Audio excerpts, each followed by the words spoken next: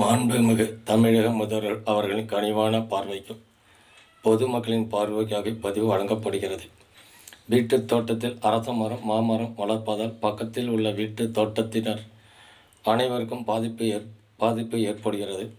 திரு நாராயணன் என்பவர் அரச மரமும் மாமரம் வளர்த்து இவரின் வீட்டில் இருந்து இரு பக்கம் உள்ள வீடுகளுக்கு அரச மரம் மாமர இலைகள் சாக்கடையிற்கு நீர் செல்லும் பாதை அடைத்துக் கொள்கிறது. மனிதாபிமான அடிப்படையில் ஒரு நாள் 2 நாள் 1 மாதம் கூட இந்த இலைகளை அப்புறப்படுத்தலாம். வருடம் முழுவதும் அப்புறப்படுத்த முடியுமா? இதில் இணைக்கப்பட்டுள்ள புகைப்படங்களை பார்த்தால் தெரியும். சாக்கடை நீர் வெளியேறுவது தடை போட்டுள்ளது தெரியும். இதனால் கொசு உற்பத்தியாகி வீட்டிற்குள் கொசு கதி அதிகமாகி போனது. நாராயணன் என்பதால் இந்த சாக்கடை பிளாட்பாரம் முழுவதும் வீணாகி போயுள்ளது.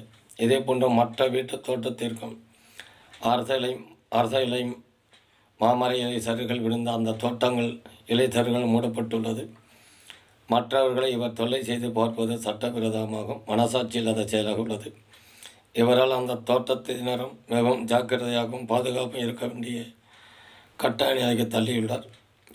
தோட்டத்தில் நடக்கும்போது விஷச்சந்தர் கிடைத்து விடுமே என்று பயத்திலும் பீதியிலும் உள்ளனர். வீட்டுத் தோட்டத்தில் காய்கறி செடிகள், வாழை மரம், மற்ற பூச்செடிகள் வளர்க்கலாம்.